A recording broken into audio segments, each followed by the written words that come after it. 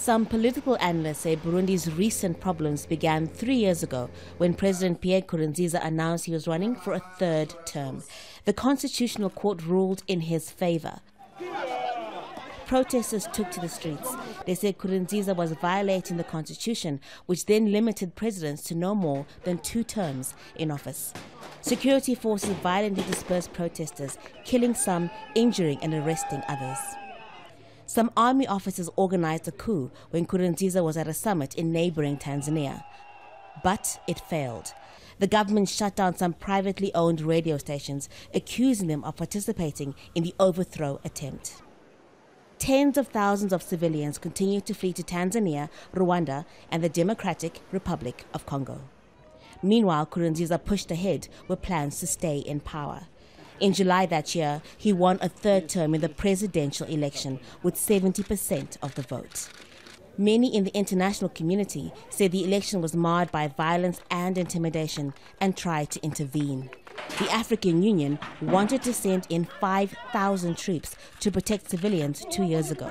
The Burundi government refused to accept outside interference. The European Union suspended direct financial aid to the Burundian government in protest against the violence. In defiance, Burundi became the first country to officially withdraw from the International Criminal Court. Shortly after the pullout last October, ICC judges announced they were investigating whether there had been crimes against humanity in Burundi and why at least 1,200 people were killed in the last 3 years. The streets of Bujumbura are now quiet. There have been no major protests in a while. Opposition leaders say that's because many of their supporters have fled or are scared. Local groups such as people attached to the ruling party, the Imbonerakure, which is the ruling party's youth wing, are taking land off people, taking property off people, and doing so in a climate of total impunity because the government won't act against them, because these are the people in 2015 who went on the streets, beat protesters and so forth, and so the government feels it owes these people. The Burundian government denies security forces targeted government critics.